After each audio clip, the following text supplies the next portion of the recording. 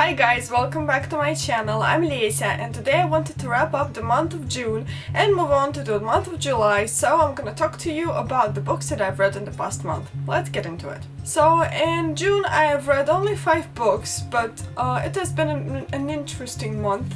I've enjoyed it very much and I think I have managed to tackle a couple of books that have been on my waiting list for a long time. So the first book that I read was Rebecca by Daphne du Maurier.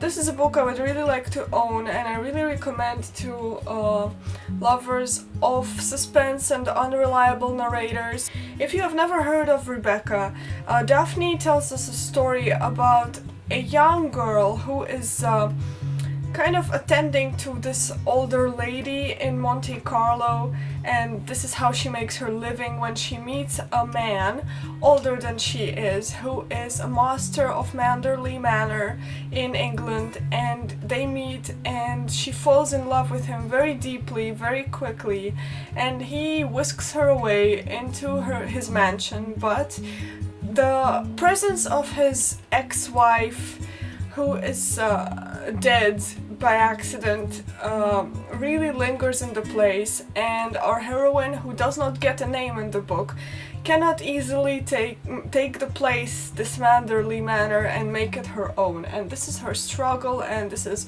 a mysterious, twisted love story in a way, and I really enjoyed reading it. It leaves a lot to be discussed, this book.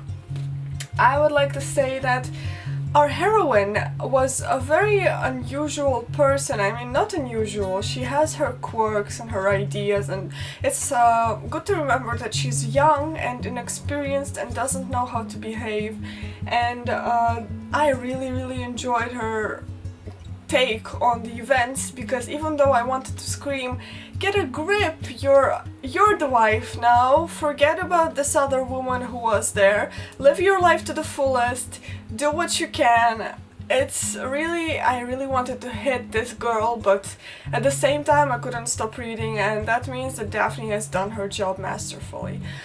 Maximilian, or Max, her husband, her hero of this book, is a very uncertain character to me. I couldn't say that I have been in awe of him, but yet it has been so compelling to read about this, and by the middle of the book the events start to shift and you discover some major new stuff, and that's what really made the book so special to me.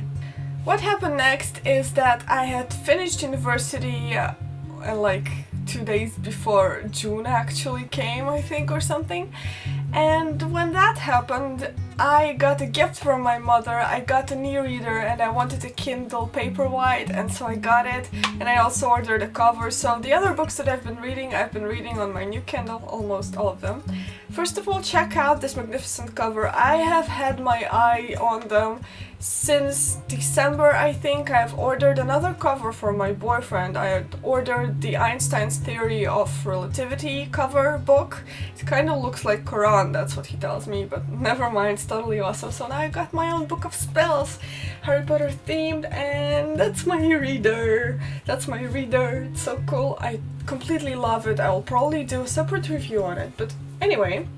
The books that I've read during the month of June on this little baby were, first of all, let's talk about The Atomic Weight of Love. The Atomic Weight of Love was a very interesting book. It doesn't really fall into the contemporary genre, and it's not really historical fiction, although kind of. It's following the life story of Meridian. Meridian has a fascination with crows and she would like to become an ornithologist, and the whole setting is in the years when the Second World War is starting. Meridian meets this amazing scientist, physician called Alden, and Alden works for the government for the building of the atomic bomb, and they end up getting married, and he takes her to Los Alamos, where she is living now as his wife. The blurb kind of said that there was this Meridian has been living with her husband, but she has been kind of uncertain of herself, and that's when this other guy comes along and she kind of falls in love with him, and yeah, that all takes place. But A, this is not really a story about cheating. B, this is not really a love story, despite the premise and despite this man that comes along. It's more of a story of discovering who you are and what you want to do about it and the circumstances of life, and this is why I loved it so much. I think it's a very nice book, but not for people that like action, that like a strong plot, because it's not about the plot. It's about Meridian, it's about her struggle, it's about her feelings, it's about what's happening, and it's about real life, because this is what happens in real life. Sometimes you meet a person, you think that you would like to spend the rest of your life with him, but you don't really understand that person, and that person doesn't really understand you, but you get stuck in it, and this is about her life and about her way out of it and about her journey to independence. And this is what I really liked about the book. Next on, I finally got my hands on Tessa book called When a Scot Ties the Knot, and it's like a light-hearted historical fiction romance erotica novel, and I totally loved it. It's following a girl called Madeline who had years and years ago lied to her family about her having a fiancé when she wanted to avoid a social gathering because of her anxiety. And the story kind of escalated, and Madeline has been inventing this correspondence between her and this kind of Scottish general type captain figure, and then when the story went really far and everyone really believed her, she didn't really want them to keep waiting for him to show up, so she kind of killed him off and really lived on her own like a spinster, didn't really mind it very much until this guy shows up on the doorstep and says that he is this captain that she had been writing to all this time and sending fake letters into the world, and they ended up in his hands, and here he is. He has the same name, he has the same title, he has just shown up to her doorstep, and he's like, "Hey Madeline, miss me much? Let's get married." And she's like, "What?" And this is a totally fun story, and I love Tessa Dare's writing because it's so cute, and the story is totally believable, and it's all about him harassing her and kind of harassing her into marriage, and she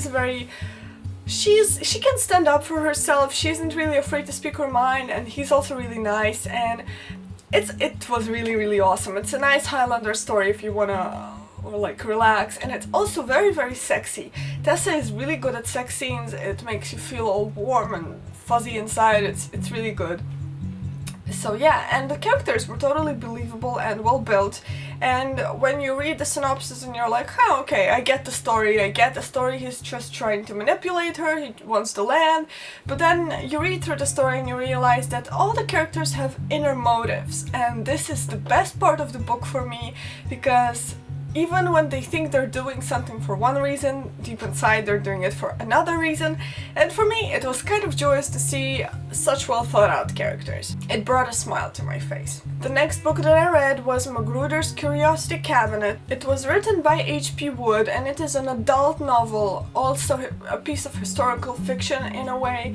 It's focusing on the years of 1899, or somewhat about the end of the 19th century, in Coney Island in New York, following multiple perspectives of people that live in Coney Island, and there's a circus kind of based thing going on there, and Magruder's Curiosity Cabinet is one of those attractions that people go to, and it's all about people that are labeled freaks by the society, people that are trying to survive, that may have some peculiar appearance or something, and this is what makes them a bit unacceptable in the society, and they're just trying to make a living out of it. The story follows Kitty, who arrives into New York with her mother, and she is kind of trying to find her way into the city because her mother has mysteriously disappeared out of the hotel where they were staying, and she doesn't really know where to go, what to do, how to get help, and that's when she meets the people from Magruder's Curiosity Cabinet, and they're trying to figure out what's going on.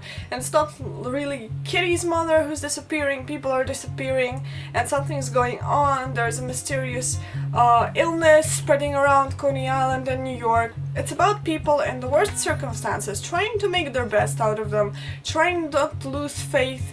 And it's also about real opposites meeting and what happens when people that are labeled freaks meeting regular people and how their relationship evolves, and about love and friendship. And this is a really good story to read, but it's adult, it's not young adult, it's gory sometimes, it's gruesome, it's what would you expect of a mysterious dark story about harshness and cruelty of people and society, but at the same time it's really good because the moral of the story is not to give up, and it gets an ending that is quite fulfilling to most of us. The last book that I've read in the month of June was A Court of Mist and Fury by Sarah J. Maas, and I'm still in a book hangover kind of mode from it. I read it before I flew back, and oh my god, I just can't let go of it. It was completely awesome. If you haven't read the Court of Thorns and Roses series yet, you should get started. It's a retelling of Beauty and the Beast. Everyone's buzzing around it because for good reason. The first book was really good, kept me on the edge, but I was kind of not completely satisfied with how it went down. But the second book, oh my god, guys, completely good. The romance is strong with this one. It's so freaking epic. I loved it, loved it, loved it. If you haven't checked out the first book, go check it out because Sarah J. Maas, you are my hero right now. Anyway guys, this was it for my wrap-up of June, and welcome to all my new subscribers. Thank you guys, you're over 200 now. This is pretty amazing to me. I can't really believe it or wrap my head around it. I hope you like it here.